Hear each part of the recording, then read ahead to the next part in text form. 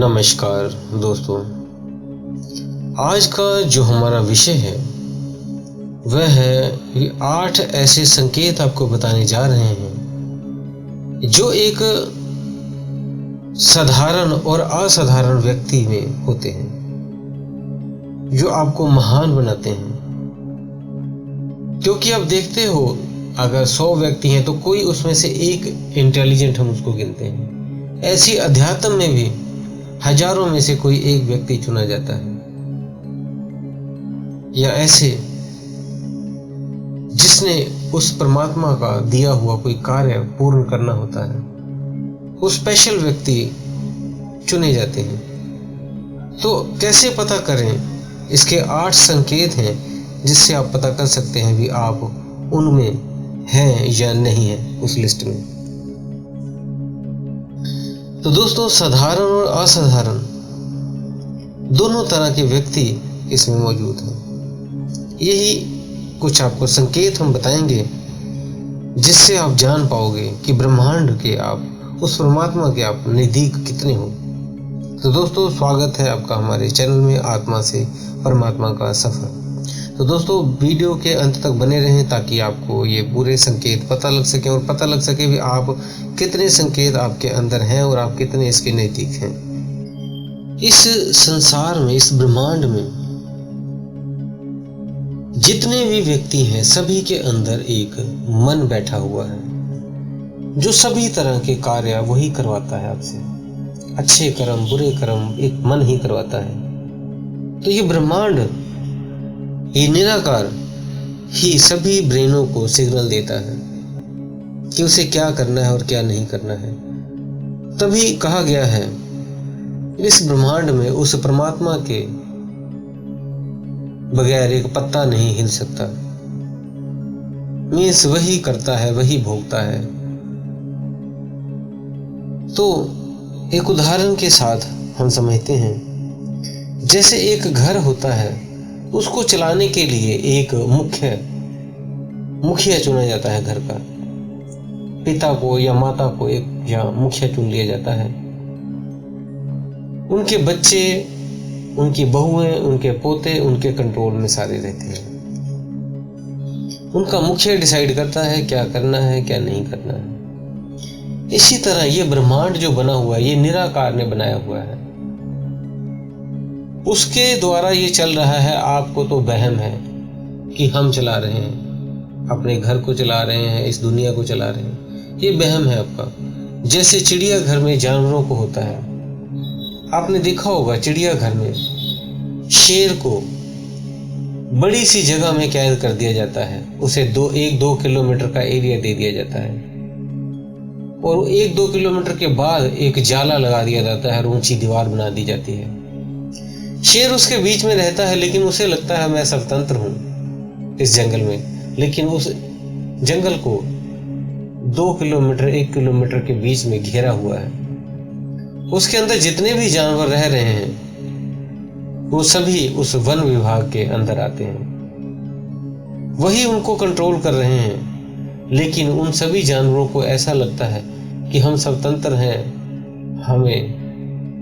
हमको किसी ने बांधा नहीं है। लेकिन एक्चुअल में वो किसी के कंट्रोल में है, उस चिड़ियाघर के कंट्रोल में है, उस वन विभाग के कंट्रोल में है। वो स्वयं को स्वतंत्र समझते हैं। जब मर्जी उसे इंजेक्शन दे के बेहोश करके एक से दूसरी जगह पे ले जाया जा सकता है। इसी तरह जब आप शारीरिक स्थिति में यहाँ पे रहते हैं, भौतिक में, ज्यादातर लोग, साधारण व्यक्ति, उनको पता ही नहीं होता वो किस लिए यहाँ पे आए हैं। और इस ब्रह्मांड में वो कैद हैं और वो अपना रोजमर्रा के कार्य रोज कर करके वही उठना, खाना पीना, नहाना, उठना, खाना पीना, सोना, नहाना, यही करते रहते हैं। लेकिन उनमें से कुछ व्यक्ति ऐसे होते हैं, कोई साइंटिस्ट बन जाता है, कोई सॉफ्टवेयर तैयार कर देता है, कोई हवाई जहाज बना देता है और कोई रेलगाड़ी तैयार कर देता है। तो इस तरह कोई बल्ब की खोज कर लेता है। इसी तरह ब्रह्मांड भी आपको सिलेक्ट करता है कि आप अध्यात्म के रास्ते में कौन कौन है, उसे कहाँ पे पहुंचाना है। तो दोस्तों वो कौन से संकेत हैं जो आपको बताते हैं कि आप एक असाधारण व्यक्ति हैं, महान व्यक्ति? अपने जो पहले नंबर पे है, ऐसा व्यक्ति हमेशा ब्रह्म मुहूर्त में उठता है। उसकी अपने आप नींद खुल जाती है ब्रह्म मुहूर्त में। वो प्राणायाम, ध्यान साधना करता है। दूसरा है, वो हमेशा परमात्मा के तरफ रहता है।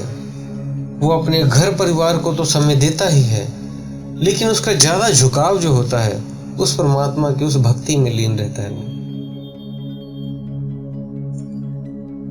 तीसरा है, जो साधक ध्यान भजन करते हैं उन्हें एक खुशबू सी भी आती है अलग से। हमेशा उनका चेहरा मुस्कान से भरा रहता है। ऐसी स्थिति भी होती है। चौथा है, उनकी छठी इंद्री जागृत हो जाती है। उन्हें फ्यूचर का दिखने लग जाता है, क्या होने वाला है, क्या नहीं होने वाला है, कोई घटना घटने वाली है, उनको पहले से ही पता लगने लग जाता है। पूरा आभास उसे हम कहते हैं हो जाता है। कोई आने वाला है, कोई घटना घटने वाली है, सब पता लगने लग जाता है।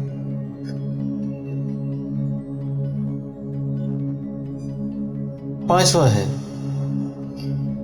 ऐसे व्यक्ति सामाजिक कार्य तो करते करते हैं, उसी के बीच में पुण्य के कार्य भी करने लग जाते हैं। जैसे कुछ गरीब लोग हैं उनकी मदद करना, पशु पक्षी है उनकी मदद करना, किसी मुसीबत में है तो उनकी सहायता करना, कोई बुजुर्ग व्यक्ति बूढ़े हैं उनकी मदद करना, कोई अपाहिज है, अपंग है, उन लोगों की मदद करना, उनकी सेवा करना, ऐसे कार्य भी करते हैं।